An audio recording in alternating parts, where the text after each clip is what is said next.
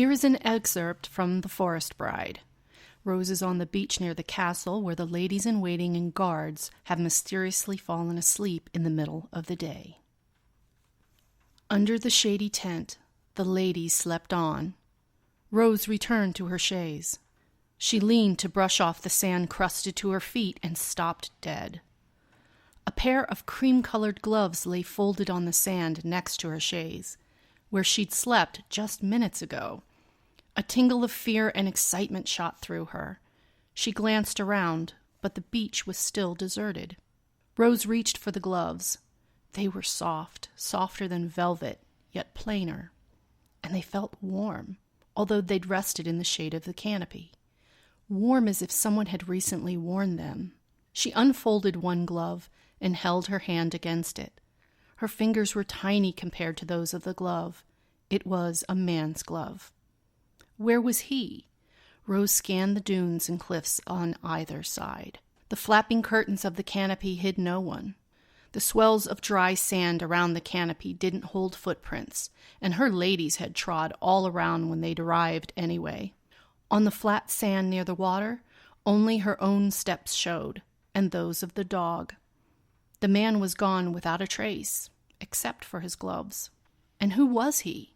Not a villager, with gloves like that. A pirate? Or a new prince, one who didn't follow the castle rules? Had he watched over her as she slept? Fear crept up her spine, fear that a man had been present while all the ladies slept. But he hadn't hurt them. Still, Adela would be horrified. Adela would want her to tell the guards about the gloves immediately. But Rose didn't want the visitor captured and locked in her father's dungeon, not without knowing more about him. He could have harmed her, and he hadn't. What if this man was her chance at a new life? She'd been stuck for so long. She followed Adela's orders, stayed in the castle. She dreamed of being free to explore the world, to meet new people and try the things forbidden to her. But she no longer tried to escape. She had so little hope of success. But what if the mysterious visitor could help her succeed?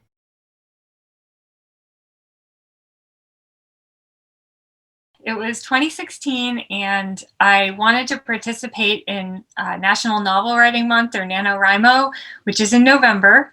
And I knew I wanted to write a romance novel, and I was interested in fantasy, but that was all I had. It was just a total blank slate.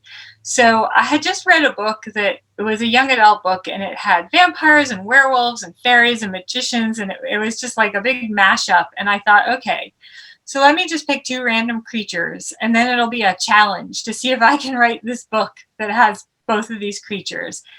And so I just picked fairies and mermaids out of thin air. And then I immediately got the idea to have this princess whose father is selling her in marriage to try to, just because he's greedy. And I thought, well, what if the two creatures were both trying to woo her? And that was kind of the original idea. I do want to add, though, that is not a love triangle. I know that sounds like it might be one. It is not. There's clearly one guy who she's drawn to and one who is the villain. No scorching menage. Well, I know some people are really against love triangles because they're so stressed out, and then somebody's going to get hurt. And when you like both guys, so I wanted to be clear, that's not what it is. On a scale of room temperature to scorching, where would you place Forest Bride? So the Forest Bride does have sex scenes. So I would say on your scale, it's a hot. I wanted to add, though, that I had this idea that I'm going to try. It's a little different. So the Forest Bride will have all those love scenes, but I'm going to also put out a PG version. Because I'm using print on demand and doing this myself, it's really easy to have, a second version, and it will just have the word PG in the title. And I plan to rewrite the sex scenes so that they do what's called fading to black, where you're not there in the room with the couple and then you come back after it's over. So there will be that version for the people who are not interested in reading full sex scenes, and then also the main version. Is there a character you most identify with? Definitely the main character, Rose, who is the princess who is locked up in her tower. So when I wrote this, I was still working at a day job, and it was a great job for many years, but I had been there over 15 years, and I really was ready for something different, but I was too scared to move on. And so I think I channeled all of my frustration with myself, with feeling trapped there and feeling hopeless and doubting myself and doubting that I could survive in the outside world. I channeled all that into Rose, who is also trapped. She's completely given up trying to escape after failing, and she, fears what would happen to her outside the castle. So I think a big theme for me was the idea of the balance between freedom and security. And I think it's different for every person and at different times in your life. I'm not saying that everyone should quit their job to become a writer, but for me at this time, I just really wanted to try a different route. And so I definitely, I think I was writing about myself feeling trapped and then writing her to freedom and then also myself. And it took me a while, but I did about a year ago quit my day job. So I'm 100% freelance now. And I think one thing I learned through all of this was that there's always a risk when you make a big change in your life.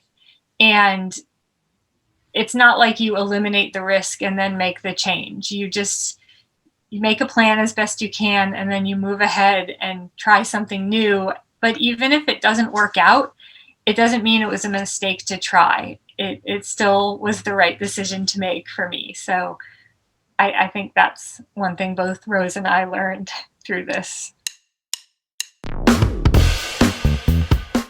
How do you feel about the struggle with the genre of deciding where your book lands? So that was a very difficult struggle for me because the romance genre, you typically hear about historical romance, contemporary romance, paranormal romance.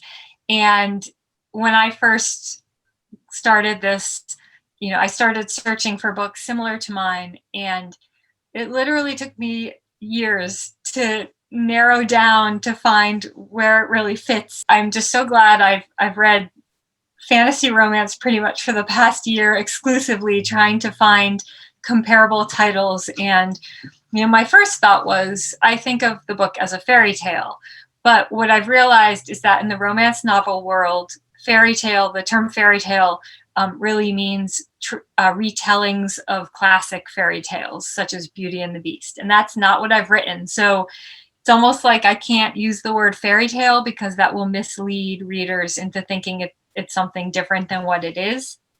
So what I've settled on is lighthearted fantasy romance. So it's a romance novel because it has a central love story and a happy ending, but it's set in a fantasy world with magic. And then I reached a point where there was a battle scene coming up, and I thought, I can't write a battle scene. I don't want to write people skewering each other and all that violence. And so I sort of worked my way out of it in this story. But I think that my stories are going to, as I write more of them, they're going to end up being more like women's fiction, where they're more about a character and her personal growth and what she's going through, rather than these big epic fantasy themes of kingdoms waging war and violence. And there's very little violence in my book. The magic is not evil in any way. It's very nature based, and so the creatures who have magic have it because they've remained connected to nature, whereas the humans have sort of lost that connection. So it's really I've only found a handful of books that I would consider comparable to it, and I really just hope there's a place for it, because I love fantasy, and so I'm not saying that I don't think it should be violent. I love a lot of books that are, but I just think there's also room for something new that is lighthearted and kind of fun to read and makes you really happy and where you don't have to be full of angst through the whole book worrying what's going to happen to the heroine or that someone's going to get hurt. I've worked hard with the cover and the blurb to try to convey what the reader will be getting. So I'm just hoping that works and that that it's clear what it is, because it was very hard to find where it fit. Tell us a little bit about your hero and why he's very different from what we know normally. The hero, his name is Dustin, and I think that a lot of romance novels have what they call the alpha hero. He's big and macho and takes charge and generally directs things in the bedroom. And then often, the woman will be confident. And so they have to, they butt heads, but then work it out. And I didn't realize it when I started writing, but I just don't write that kind of hero. He's quieter and listens and often lets her take charge. And so, and she is not terribly confident in the beginning. So it sort of empowers her and helps her become a more confident person, which I really like to see. So I have seen now the term beta hero for heroes who are not so macho or assertive or aggressive. And I think that's what I have written. He definitely, even though he's not a point of view character, you can see him learning throughout the story and learning about himself and changing. So yeah, he's a bit more quiet than what some romance readers might expect. But I would argue that the quieter ones can be just as sexy. I fell in love with Dustin. Oh, good. That's what it's about, isn't it? Our book boyfriends. One thing that has been on my mind a lot is that I don't want to be writing something that contributes to readers, forming an unrealistic picture of romance. I've never seen anyone write in a romance scene something that doesn't work. It always just seems to all work perfectly, which is, maybe that's some people's experience, but not mine. So I just wanted it to be, to have some more hints of real life in it, because I guess I was a sort of a late bloomer with coming to romance. I was single for much of my life, and I met my partner when we were 40. And so I came to it with all these ideas, like it was just going to be just perfect and easy, and you just, start kissing and everything just flows from there. And so it was a bit different than I expected. So I just thought that if I could contribute to a more real life picture, that I would like to. This is not your first publication. You have multiple books out. This is your first fiction attempt, right? Yes, that's correct. So the other two, one was actually about a journey that you took, and one is about bread making. Okay, so the journey book, it was a bicycle trip from New Jersey to Oregon, and my friend and I did it one summer. We took about 3 months, and at first I just wrote, it was just for me. I just wanted to get down everything I remembered, and I had all these photos to work from. And I produced this, literally this thick, monstrous, just everything I remembered. But then I wanted to share it with people, and I wanted to turn it into a real memoir. So I chopped and chopped and chopped and kept working on it and revising it. And a theme emerged, which was that it was about living in the present moment. And that was something I learned to do on that trip. And so that with that theme in hand, I was able to cut all the material that was just a cool thing we saw or a place we went that wasn't related. And so that is called Somewhere in Nowhere, and it's about the bicycle trip. And then my first book was Bread Science, and it is the chemistry and craft of making bread. So partly about a third of the book is all the different science occurring in the dough, from how the yeast and bacteria work to the stretchiness of the dough and the gluten and different chemical reactions occurring, and then how it rises and what happens in the oven. But then the other 2/3 is step by step just how to make bread. And so it's not a recipe book. And that's really important because most books are recipe books. This one instead is just how to do the process and things to watch for. And, there's not one best way to make bread. So it doesn't mean to invalidate anyone else's recipes, but it's more about what to feel for, to know that your dough is rising, kind of just the overall big picture. Those are my 2 books. I actually already have. I have drafted books 2 and 3, and book 2, I've revised a little bit and gotten 1 round of feedback, but that is sort of poised for my next task for next year. And then book 3, I drafted, it was my quarantine project back in April and May when the quarantine first started. So that one is very rough still, but I feel really excited about both of them. And so I actually have also a contemporary novel I've drafted, but right now my focus is on these first 3 books, getting them out, and then I think I'll see how readers react to them and where I'm at and make a plan after that. So where can we find The Forest Bride, and in what formats will it be available?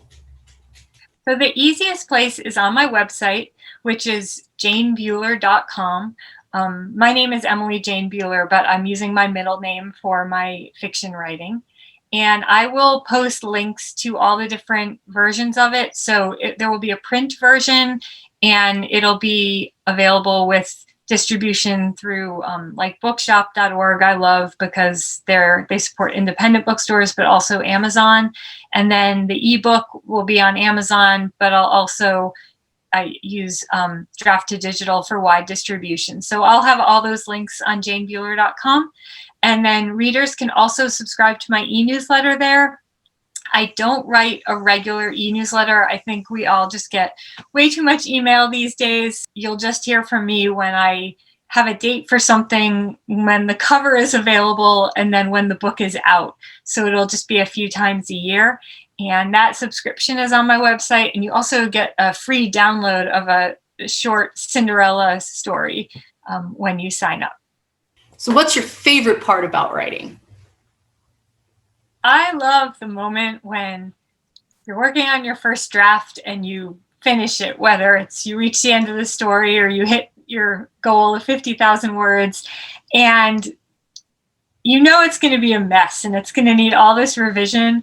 But right when you're writing it, it just feels like you've written the best thing ever. And, this is perfect. And so I love that moment of having created something, feeling really good about it. And I always treat myself to usually I print it out because I like to read on paper, and just reading through it and getting to read something that I have just created is so exciting. But I think because it still feels like it's perfect and I haven't, looked into all the cracks that need to be fixed yet. It's really like a brain baby. And that baby comes out and you have that moment of bliss and joy of pushing it out, and you finally gave birth to this beautiful baby, and then it craps itself and you have to change it, or it vomits on itself and you have to give it a bath. That's literally what it feels like, that intense joy of, I did it. It's here. It's finally here. And then it craps itself. Good analogy.